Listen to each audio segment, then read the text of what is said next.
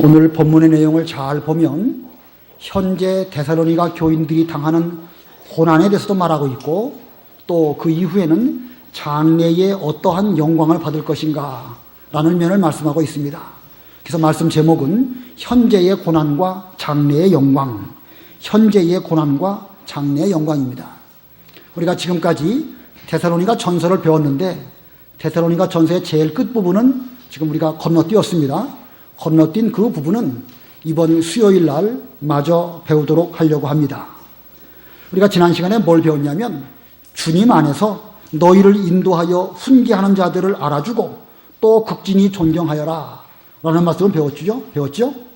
예, 주님의 종된 하나님의 그 사역자들을 알아주고 존경하여라.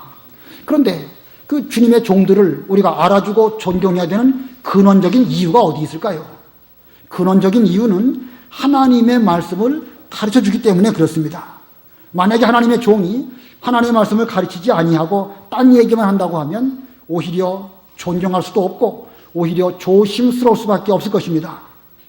제가 이 교회의 목사로서 여러분의 사랑과 존경을 받는다고 하면, 그렇게 되려고 한다면 하나님의 말씀을 전해야지, 내 이야기, 무슨 세상 이야기 그런 거 한다고 하면 그건 참 하나님의 종이 될 수가 없고, 그런 사람은 하나님께서 말씀하시는 그런 대접 받을 자격도 없는 것입니다.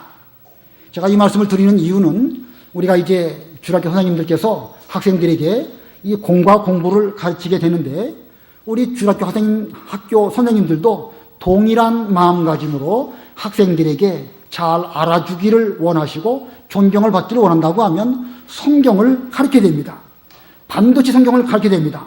성경에 근거해서 성경 말씀을 학생들에게 가르쳐 줄 때에 학생들이, 아, 우리 선생님은 성경 말씀을 참 잘 가르쳐 주신다, 은혜롭게 가르쳐 주신다 생각하고 하나님의 종으로서 존경을 받는 것입니다. 단순히 교회에 나이 많은 어떤 선생님 이런 정도의 존경이 아니고, 말씀을 전하는 종으로서의 대접을 받기를 원한다고 하면 우리 선생님들께서도 반드시 성경에 근거해서 학생들에게 이 말씀을 가르쳐야 됩니다.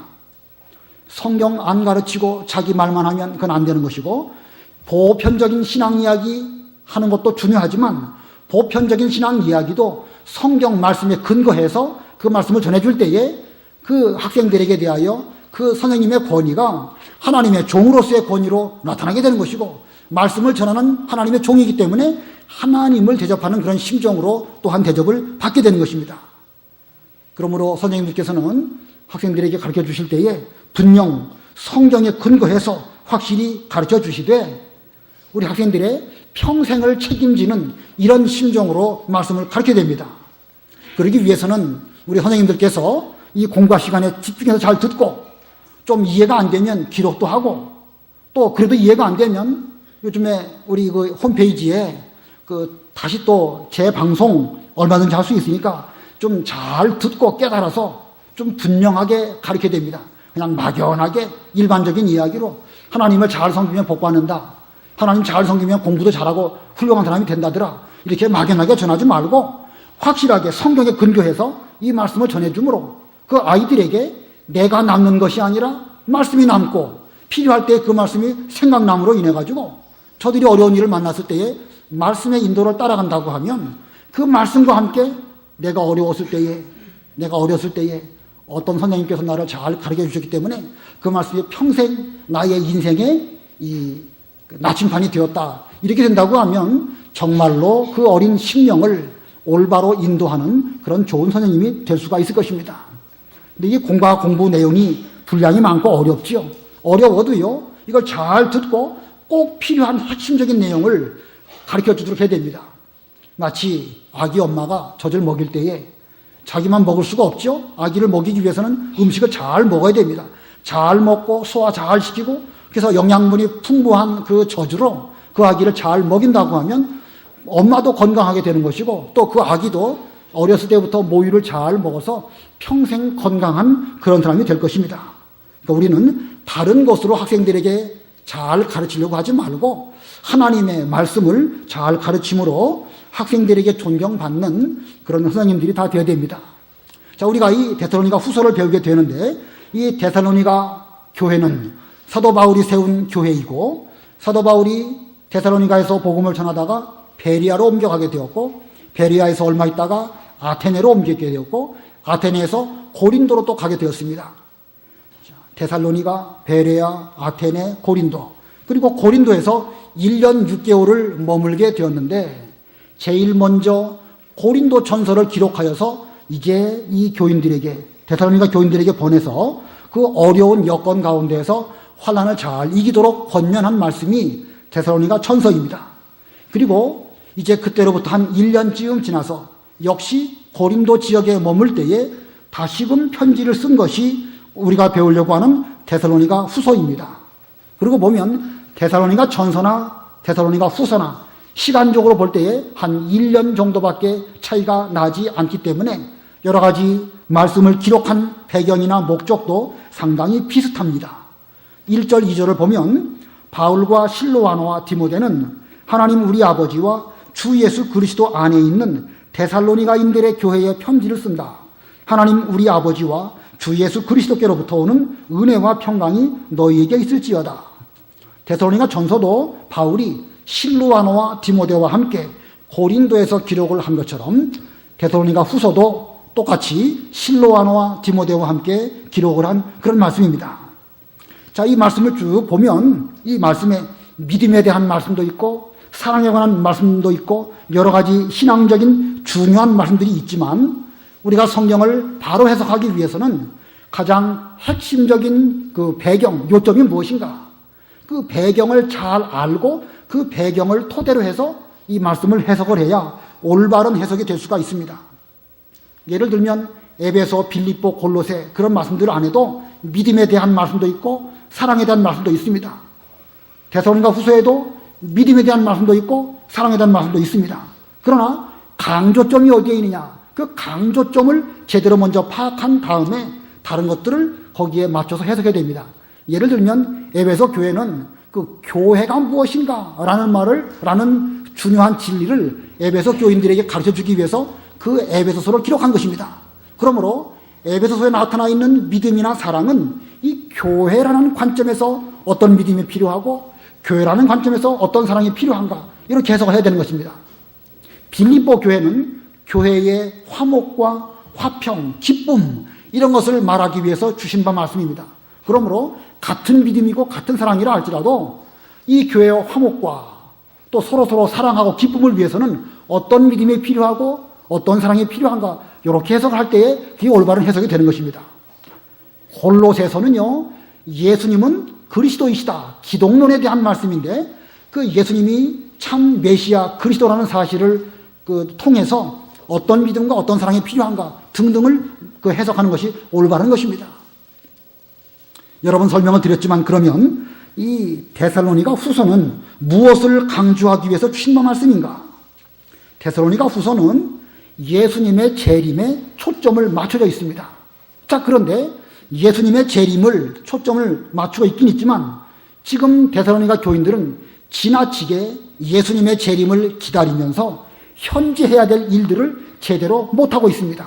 그것을 지적하면서 그 면에 대해서도 바른 신앙생활하라고 쓴 것입니다.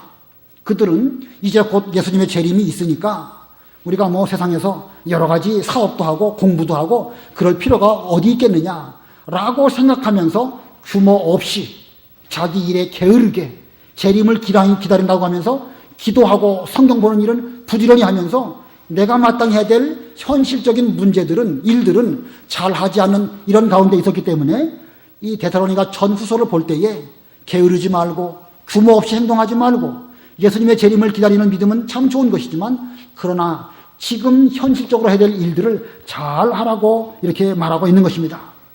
자, 이러한 일들은요, 데살로니가 교인들의 이런 문제들은 어떻게 보면 다 그런 건 아니겠지만 잘 믿어보려고 하는 사람들 가운데에서 자칫 빠지기 쉬운 그런 상황인 것입니다. 잘 믿어보려고 하긴 하는데 믿는 일은 열심히 하면서 자기가 정작 해야 될 일들은 놓치는 사람들이 많이 있습니다. 우리가 다 보수적으로 신앙생활하고 예수님의 재림을 고대하고 있지요. 그런데 그것은 잘하면서 내가 해야 될 일을 못하는 경우가 있다는 거예요. 제가 청년들을 오랫동안 좀 지도해 보았는데 이게 바로 믿어보려고 하는 건 좋은데 오히려 그 청년들이 학교 생활 열심히 하고 또 앞으로 자기가 해야 될 그 본분 부지런히 잘하면서 그러면서 믿는 일을 잘해야 되겠죠. 물론 순서적으로 말한다고 하면 먼저 믿는 일을 먼저 하고 그 이후에 여세 동안 여러 가지 일들을 잘해야 됩니다. 그런데 그 사회생활 잘하는 면에 대해서는 그냥 그건 접어놓고 그냥 교회 일만 열심히 하는 거예요.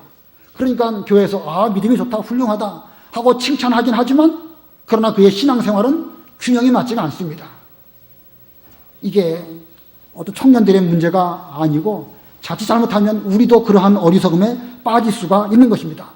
주부도 그럴 수 있고 직장생활도 그럴 수 있고 잘 믿으러 가는 사람 가운데 그런 가운데 빠질 수가 있는 것입니다. 예를 들면 제4계명에 안식일을 기억하여 거룩히 지켜라 그렇게 말씀하시면서 엿새 동안 힘써 일하고 그리고 7개 날은 거룩한 안식일이니까 그날을 기억하여 거룩하게 지켜라 이렇게 말씀하고 있습니다. 자, 안식일을 거룩하게 지키라고 하시는 계명을 주셨지만 그 계명의 조건 속에는 엿새 동안 힘써 일하라는 말씀도 분명히 있는 거거든요. 근데 안식일을 기억하여 거룩하게 지키는 그것만 초점을 맞추면서 엿새 동안은 자기 할 일을 하지 아니하고 학생이면 공부하지 않고 주부는 자기 가정생활 잘 돌보지 않고 매일 기도하고 성경 보는 일만 잘했다. 그게 정말로 잘한 것일까? 그렇지가 않습니다. 안식일을 거룩하게 지키면서 또한 다른 면으로 보면 내가 평소에 해야 할 일들을 부지런히 잘해야 되는 것입니다.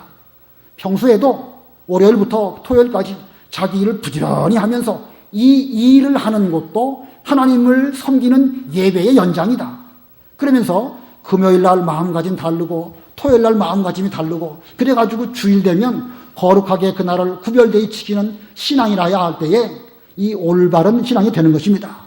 그래서 오늘 이 데살로니가 후서가 전체적으로 우리에게 강조하는 그 면은 주님의 재림도 힘써 준비하면서 현재 해야 될 생활도 잘 해야 할 것을 가리키고 있는 것입니다. 이런 면은 저도 여러분에게 앞으로 기회 있는 대로 많이 강조해야 될 것이고 특별히 우리 학생들에게도 잘 가르쳐야 되는 것입니다. 먼저가 뭐예요? 하나님 섬기는 일이 먼저입니다. 그러나 그 안에서 내가 해야 될 공부 또 여러 가지 일들 학생이라고 하면 건강도 잘 돌봐야 되겠고 또 예능적인 면도 부지런히 노력해야 되겠고 체육도 건강하게 잘해서 그 몸을 잘 돌보고 여러 가지 일들을 잘하는 것이 그게 믿음의 올바른 태도인 것입니다. 한 면만 강조해가지고 하면은 균형 있는 그런 신앙생활이 안 되고 건강한 신앙이라고 할 수가 없는 것입니다. 이것이 데살로니가 후서의 핵심인 줄 알고 그 핵심 안에서 본문에 나와 있는 여러 가지 일들을 잘 가르쳐야 되겠습니다. 자, 오늘 첫 번째 대지가 현재의 고난입니다. 현재의 고난. 우리는 현실적으로 믿음을 따라서 생활하려다 보면 여러 가지 고난을 겪을 수밖에 없습니다. 그 본문 4절 그 가운데도 보면 4절 앞에 보면 온갖 박해와 환난 가운데 이 데살로니가 교회가 박해와 환난을 겪고 있음을 말하고 있고 그리고 5절 끝에는 이를 위하여 너희가 고난을 당하고 있다. 예, 고난 당하는 것을 말하고 있습니다. 바울이 데살로니가 교회를 떠나간 후에 계속해서 그 교회에 환난과 핍박이 있었습니다. 사도행전 17장을 보면 사도 바울이 데살로니가에서 고난 당하다가 이제 떠나갔는데 유대인들이 바울이 없으니까 야손이라고 하는 그 성도와 몇몇 형제들을 붙잡아가지고 관원으로 끌고 가서 이 사람들이 우리는 가이사만 왕으로 섬기고 있는데 예수라고 하는 다른 왕을 잘 섬기라고 이렇게 하고 있다라고 하면서 모함을 했습니다. 그리고 보면 바울이 있을 때에도 그들이 고난을 당했을 뿐만 아니라 바울이 떠나간 뒤에도 계속 끊임없는 고난을 당했습니다.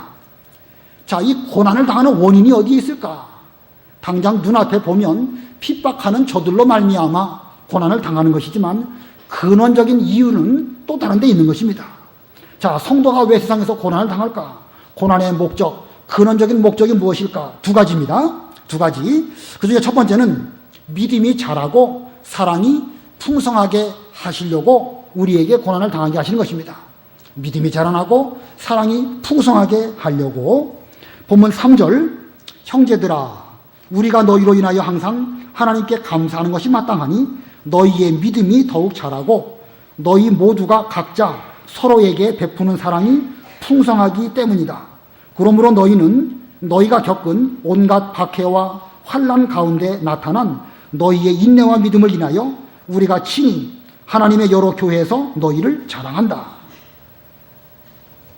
성도가 세상에서 겪는 이 고난, 핍박 이런 것들은 우리의 믿음이 자라나게 하는 것이고 사랑이 더욱 풍성하게 되게 해주시려고 우리로 하여금 이런 고난을 당하게 하는 것입니다. 나무가 자라나는데 바람을 많이 맞는 나무의 뿌리가 깊어질까요? 바람 없이 평온한 가운데서 자라는 나무의 뿌리가 깊어질까요? 상식적으로 뭐지요? 바람이 많이 있으면은요, 그 바람을 이기기 위해서 나무의 뿌리는 점점 깊이 내려갈 수밖에 없습니다. 그러고 보면 이 바람이라는 것이 나무 입장에서는 당장은 피곤하고 힘들지만 근원적인 그 의미로 볼 때는 상당히 중요한 그 역할을 바람이 하는 것입니다. 추위가 온다. 그 자칫 잘못하면 식물들도 그 추위에 상당히 피해를 볼 수가 있죠. 그러나 배추 같은 경우를 보면 추위가 오고 서리가 내려야 배추의 맛이 달고 배추 이 뿌리가 아주 맛있어지는 것이죠. 왜 그러지요? 이게 배추들이 추워지면은요, 자기들도 살기 위해서 그 배추 속에 그 당도를 높여야 되는 것입니다. 무엇이든지 당도가 높아지면 천천히 얼죠?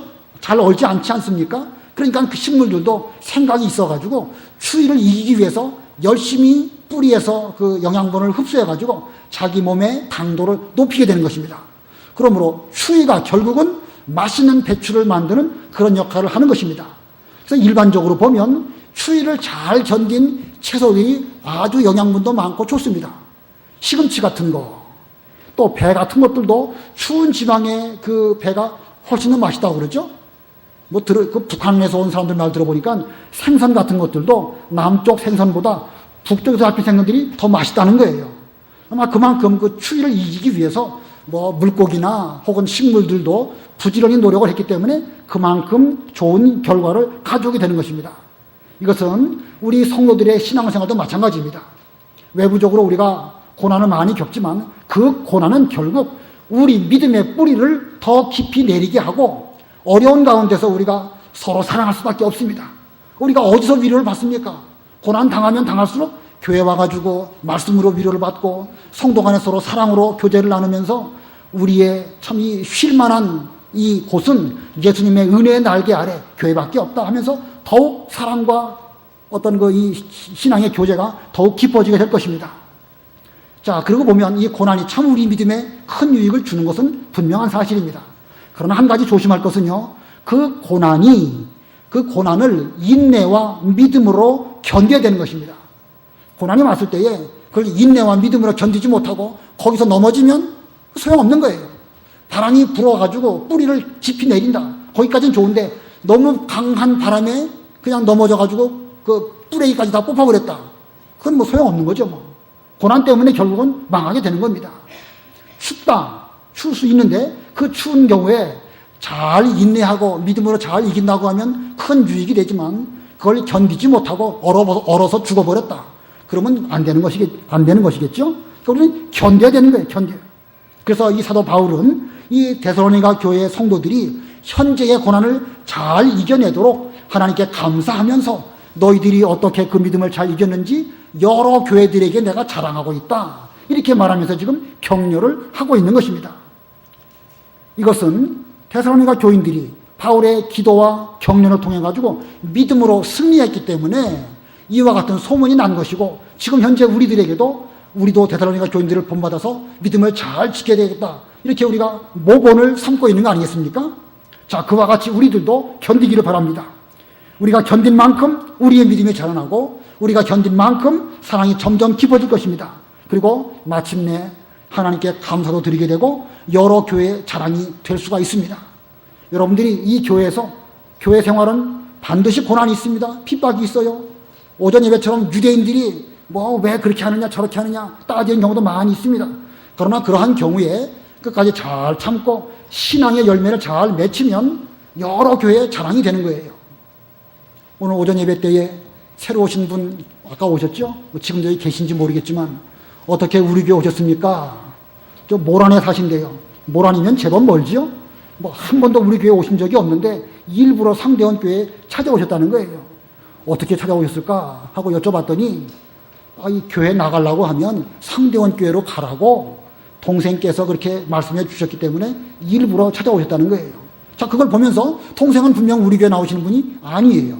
아님에도 불구하고 감사하게 여러분들이 믿음 생활을 잘하면서 화목하고 사랑하는 이런 교회가 되었기 때문에 우리도 모르는 사이에 모르는 사람의 말을 통해 가지고 그분의 귀에 들어가게 되어서 상대원 교회로 찾아오게 된 것입니다.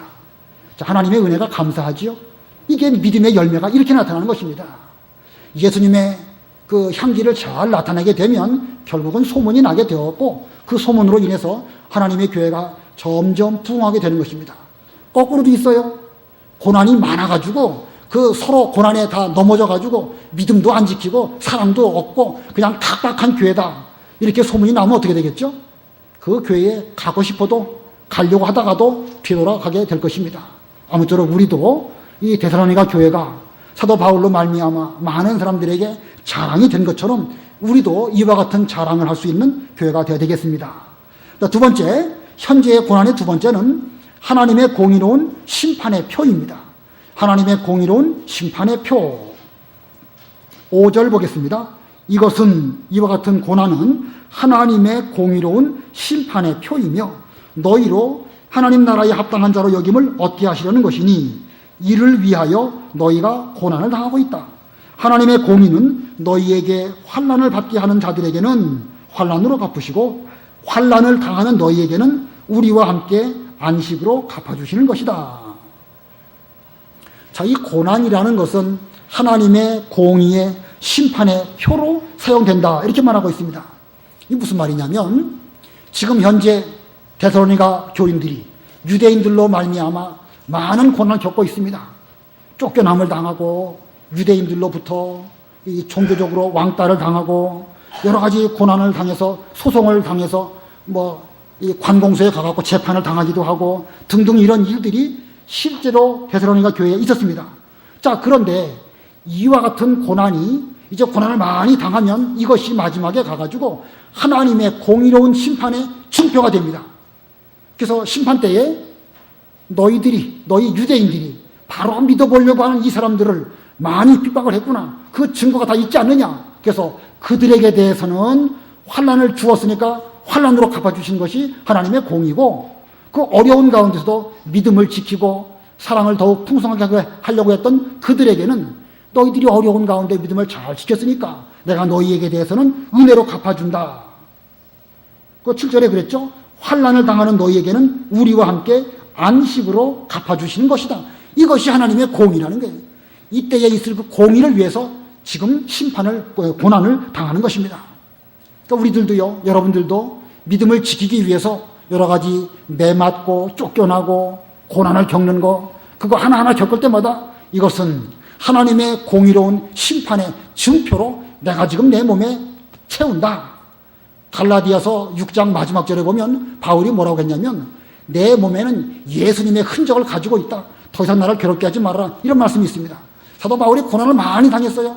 가는 곳마다 감옥에 갇히기도 하고 산에서도 위험을 당하고 들에서도 위험을 당하고 그랬는데 그것이 그에게는 하나하나 마치 계급장이 올라가듯이 그는 많은 고난을 겪었습니다.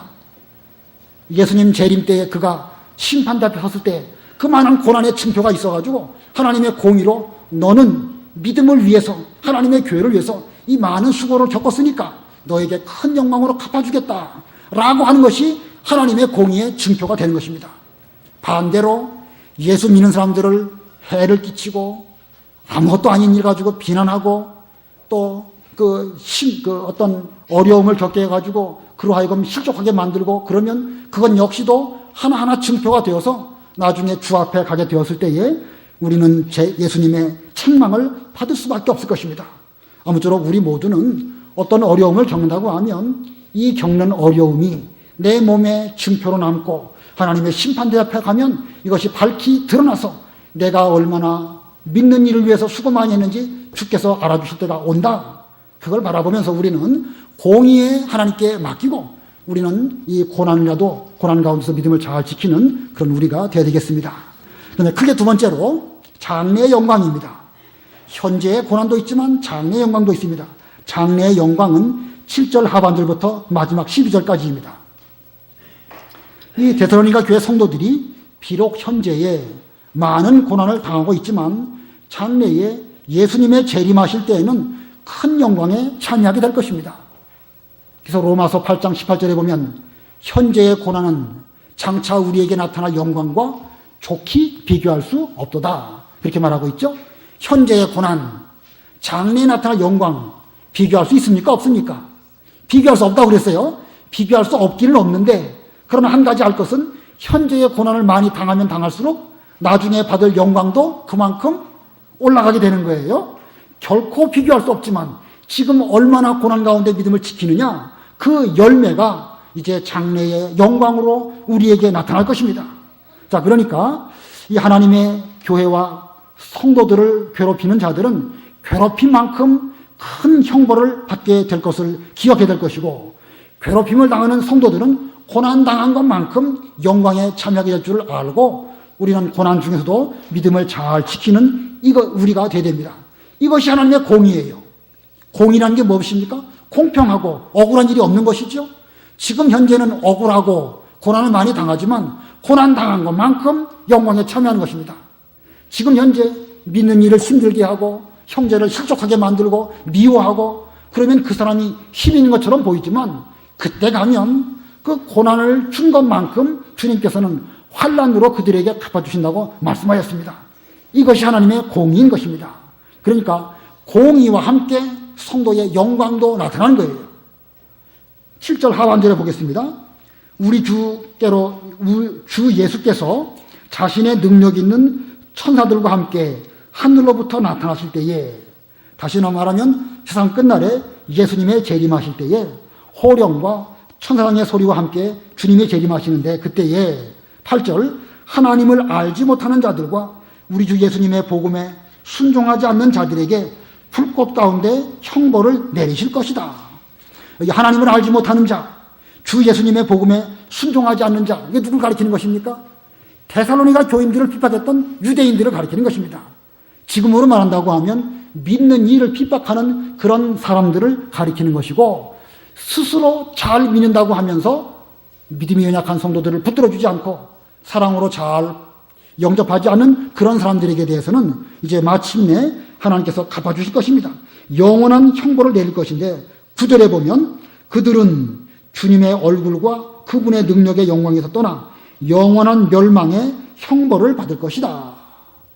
자, 주님의 영광과 상관없을 뿐만 아니라 영원한 영벌의 멸망의 형벌이 있을 것이다. 자, 이렇게 하나님의 일을 방해했던 사람들에게는 영원한 형벌이 있을 것인데, 그때의 영광은 그러면 어떻게 나타나게 될 것인가? 여기 본문에 두 가지 영광을 말씀하고 있습니다. 장래의 영광이 있는데 두 가지 영광이 있어요. 그 중에 첫 번째 영광은 주님의 영광입니다. 주님의 영광. 주님께서 그때 영광을 받으시는데 어떤 영광을 받으실까? 본문 10절 다 같이 합독하십니다. 시작. 그날에 주께서 오셔서 성도들 가운데서 영광을 받으시고 모든 믿는 자들 가운데서 기히 여김을 받을 것이다. 너희도 그들 가운데 있을 것이니 이는 우리의 증거가 너희에게 믿어졌기 때문이다. 자, 주님께서 이제 앞으로 재림하시고 많은 성도들 가운데서 영광을 받으시는데, 그분께서 영광을 받으실 때에 기히 여김을 받을 것이다, 이렇게 말하고 있습니다. 기히 영광을 받으신다. 이거 너무너무 신기하고 너무나 놀라워서 깜짝 놀랄 만한 그런 영광을 주님이 받으신다는 거예요. 그게 무슨 뜻이냐면, 우리가 지금 현재 예수님을 믿고 성경을 통해 가지고 여러 진리를 알고 있지만 지금 우리가 아직 모르는 진리가 참 많죠. 왜 선악과를 주셨는지, 아담 하와가 왜 그걸 따먹어 가지고 우리 인간들로 하여금 이렇게 이 땅에서 고난을 겪어야 하는지, 예수님은 또 어떻게 사람의 몸을 입고 오셨는지, 그거 좀 신기하지 않습니까? 하나님이신 예수님이 말씀이셨는데 사람의 몸을 입고 찾아오셔가지고 하나님께서 우리와 함께 하시는 임마누엘을 이루셨다. 또 그분께서 부활하시고 승천하신 다음에 보혜사 성령을 우리에게 보내주셔가지고 우리와 세상 끝날까지 함께 계신다. 이런 오묘한 진리들을 우리는 알긴 알지만 완전하게 알지 못하는 그런 가운데 있습니다. 우리가 현재는 부분적으로 알지만 그때가 되면 이게 이런 뜻이었구나. 참으로 기이하고 신기하다. 하나님의 일은 너무나 놀랍다. 이렇게 생각하면서 예수님에게, 우리에게 구원을 베풀어 주신 그 예수님에게 기이하게 여기면서 영광을 주님께 돌려드릴 그때가 반드시 온다는 것입니다.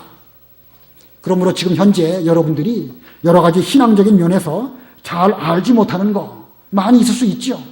여러분 의문스러운 것들이 많이 있죠. 많이 있어도 성경 범위 내에서는 우리가 알고자 하지만 방법이 없는 것들은 어떻게 하겠습니까? 사람이 죽었다가 어떻게 부활하는지, 육체의 부활은 또 어떻게 이루어지고 또 이 영혼은 또 어떻게 되다가 어떻게 또 육체와 함께 한 몸을 이루어서 공중으로 들려 올라가고 예수님을 영접하고 세상을 심판하고 이런 것들은 우리가 참 알기가 어려운 그런 내용들이 있습니다. 그러나 그때가 되면 이 기이한 가운데 하나님의 뜻이 이렇게 이루어지게 해 주시려고 지금까지 이렇게 하셨구나 깨달을 때가 반드시 오게 될 것입니다. 그러므로 지금 다 알지 못한다고 해서 의심하지 말고 예수님 재림하실 때까지 계속 믿음으로 나아가고 또 나아가는 그런 우리가 되어야 됩니다.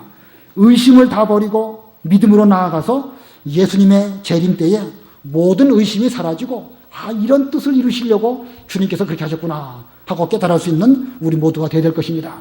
그 다음에 예수님께서 영광을 받으시는데 두 번째로는요, 성도들의 영광이 있습니다. 성도들의 영광. 아까 그 10절 하반절에 보면 너희도 그들 가운데 있을 것이니, 여기서 말하는 그들은 기이히 여기는 많은 성도들 가운데 있으면서 주님의 영광을 찬양하는 이런 가운데 있을 것인데, 11절 12절 우리 다 같이 합독하십니다. 11절 12절 시작. 그러므로 우리가 항상 너희를 위하여 기도하는 것은 우리 하나님께서 너희를 부르심에 합당한 자가 되게 하시고 또한 모든 선한 뜻과 믿음의 일을 그분의 능력으로 이루게 하시고 우리 하나님과 주 예수 그리스도의 은혜를 따라 우리 주 예수님의 이름이 너희 가운데서 영광을 받으시고 너희도 그분 안에서 영광을 받게 되기를 원한다. 사도 바울이 고린도 교인들을 위해서 기도했습니다. 뭐라고 기도했냐면 하나님께서 너희를 부르심에 합당한 자가 되게 하시고 또 모든 선한 뜻과 믿음의 일을 능력으로 이루시기를 원한다. 그러다가 이제 예수님의 재림하실 그때에 예수님께서 영광을 받으시는 그때에 너희들도 예수님에게 영광을 돌려드리고 영광을 돌려드린 그만큼 너희들도 영광 받기를 원한다 라고 좀 한 것입니다. 자, 보면 12절을 다시 보겠습니다. 우리 하나님과 주 예수 그리스도의 은혜를 따라 우리 주 예수님의 이름이 너희 가운데서 영광을 받으시고 너희도 그분 안에서 영광을 받게 되기를 원한다. 우리 주 예수님의 이름이 너희 가운데서 영광을 받으시고, 지금 바울의 기도 내용이에요. 주님께서 그때에 영광을 받으시기를 바랍니다 라고 바울이 지금 기도하고 있습니다. 그러면 바울이 그렇게 기도하지 않으면 예수님이 영광을 못 받으실까요? 그건 아니겠죠, 그죠? 바울이 기도한다고 주님이 영광 받으시고 바울이 기도하지 않는다고 영광을 안 받으시고, 그건 아니에요. 예수님에게 돌아갈 영광은 분명 하나님으로 말미암아 영광이 주어져 있습니다. 그러나 바울은 자기의 일생을 예수님의 영광을 위해서 노력하고 수고했는데 그만큼 수고한 만큼 그에게도 영광이 있다는 것입니다. 이해되시죠? 제 말씀이? 하나님의 예수님의 영광은 별도로 있어요. 그건 귀한 영광입니다. 그러나 사도 바울이 주님을 위해서 기도하고 핍박을 당하고 고난을 많이 이기고 그런 가운데서 주님의 영광을 위해서 내가 수고합니다. 주님의 영광만을 바라보면서 어려움을 잘 이깁니다. 이렇게 고난을 잘 이겼다고 하면 그만큼 영광을 돌린 것만큼 그에게도 영광이 있다는 것입니다.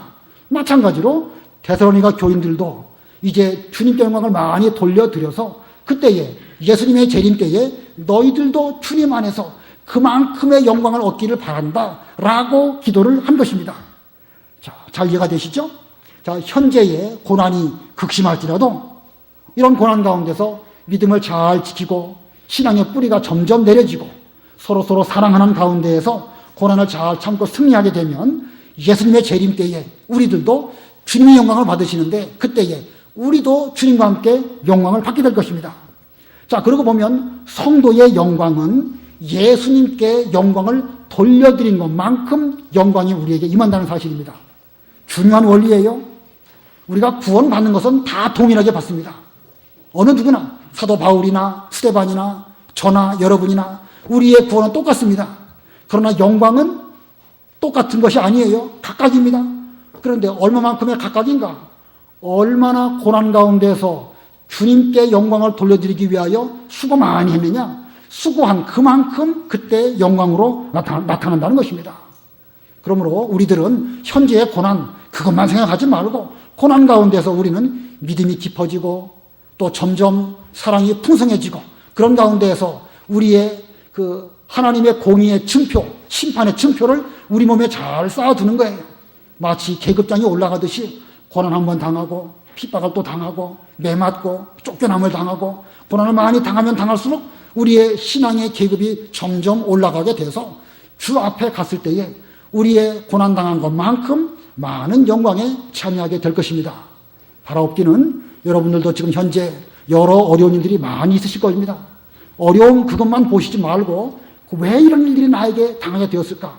그러면 이때에 믿음을 다 포기해버리고 그냥 고난 없이 살다가 그저 그렇게 살아야 되겠다. 그런다고 하면 이게 오히려 그 고난으로 말미암아 뿌리가 뽑혀지게 되는 것이고 나무가 그 얼어 죽어버리는 것과 다를 바가 없습니다. 고난이 와도 거기서 인내로 믿음으로 잘 이겨서 예수님에게 영광을 많이 돌려드리시고 장래에 주님이 영광 받으실 그때에 우리도 주님을 위하여 영광을 돌려드린 것만큼 영광에 참여하시는 여러분들이 다 되시기를 바랍니다. 기도하겠습니다.